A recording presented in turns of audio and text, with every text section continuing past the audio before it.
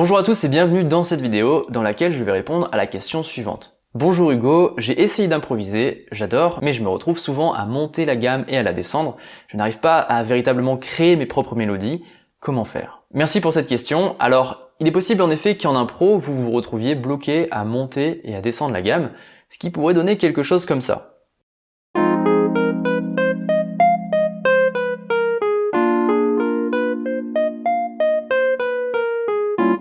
Etc. Là, ce que je fais, c'est que je monte une gamme et que je la descends, et ça donne un résultat, vous pouvez entendre, très scolaire et pas très musical. C'est vrai qu'en impro, il y a des gammes qui sont bien pratiques, que vous connaissez peut-être, la gamme blues, la gamme pentatonique, et ce sont de super gammes pour improviser, mais c'est difficile de sortir du schéma où l'on monte et on descend la gamme. Mais alors, comment faire? Eh bien, c'est ce que l'on va voir dans cette vidéo, dans laquelle je vais vous montrer une méthode bien concrète pour sortir de ces schémas et pour que vos solos sonnent comme des mélodies et plus seulement comme des gammes. Pour la démonstration, on va utiliser une suite d'accords par-dessus laquelle on va improviser. C'est à simple but démonstratif, ça marchera avec n'importe quelle suite d'accords ou morceaux, mais si vous voulez l'apprendre avec moi, eh bien voici les accords. On commence avec un Fa mineur 7 que l'on joue comme ça. On a la tierce, la quinte, la septième et la fondamentale. Ensuite, on a un Si bémol majeur, fondamentale, tierce, quinte.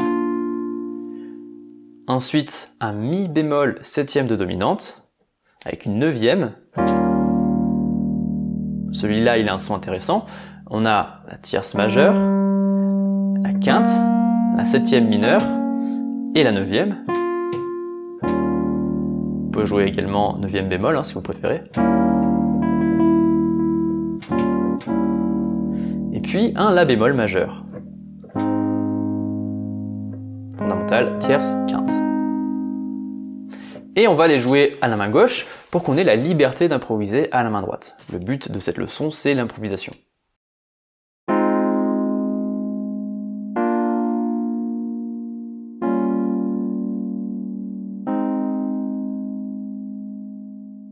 Alors sûrement que dans les prochains exemples, je ferai des variations dans les accords, peut-être avec des renversements d'accords ou des extensions, mais ce n'est pas ce qui importe. Ce qui importe, c'est vraiment ce qu'on va faire à la main droite. Quoi qu'il en soit, ça c'est le contexte, et on va vraiment se concentrer surtout sur l'improvisation et la technique que je vais vous enseigner aujourd'hui. Donc ici, nous sommes dans la tonalité de Fa mineur. On va pouvoir utiliser, entre autres, la gamme blues de Fa mineur, qui fait comme ça.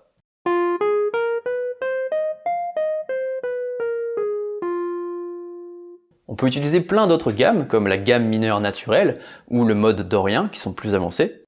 La gamme mineure naturelle fait comme ça.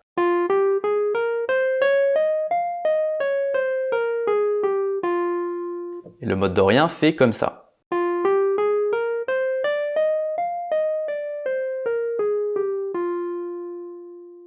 Ces gammes, je vous les donne. Si vous êtes pianiste avancé, vous allez pouvoir faire des mélanges. Mais imaginons que vous soyez pianiste débutant ou intermédiaire, et que vous ayez envie de jouer la gamme blues par-dessus ces accords, très rapidement, vous pourriez tourner en rond et jouer la gamme en montant et en descendant.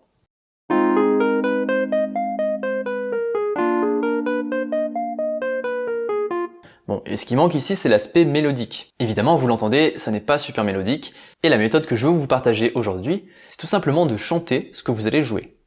On va couper le rythme pour le moment et jouer les accords un par un. Je joue mon premier accord, et au lieu de me lancer à jouer plein de notes comme ça, je vais essayer de fredonner un petit air. Par exemple...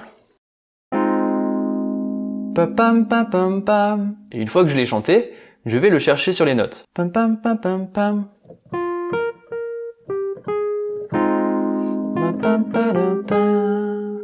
On continue.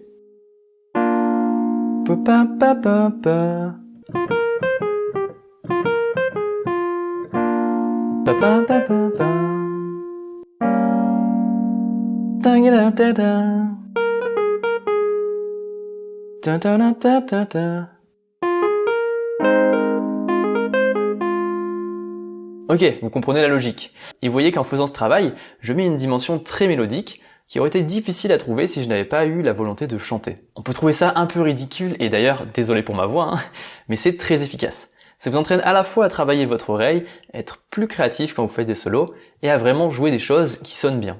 Je vous remontre un petit peu.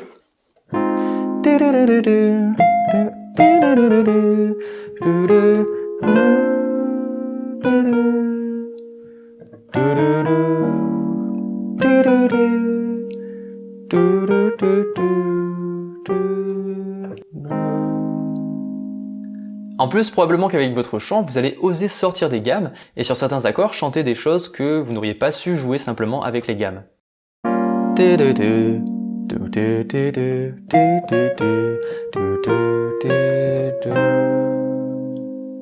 Là, j'ai joué des notes qui ne sont pas que dans les gammes autorisées parce que je me suis laissé guider par mon oreille et ça sonne bien.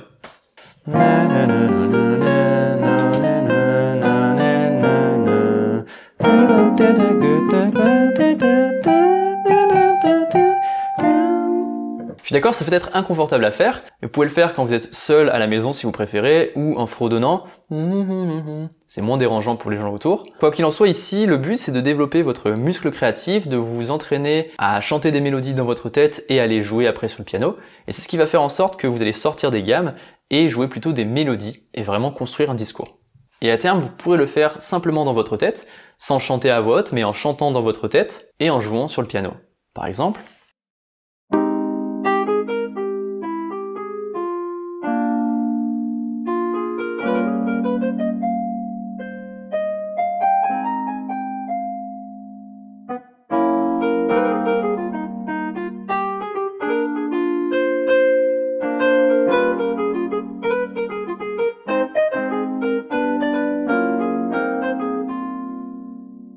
Si vous regardez des improvisateurs, vous remarquerez qu'il y en a plein qui ont ce réflexe de fredonner en même temps qu'ils chantent. Et en faisant ça, ils se connectent vraiment à ce qu'ils jouent et ils ont une dimension corporelle et forcément ce qu'ils jouent sonne d'un seul coup très humain.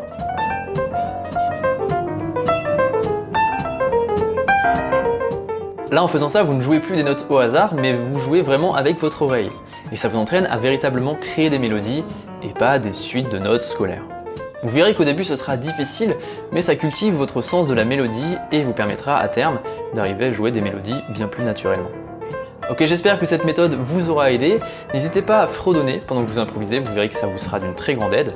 Si vous débutez en impro, vous pouvez rejoindre mon cours gratuit Improviser même en partant de zéro. Le lien est en description de la vidéo.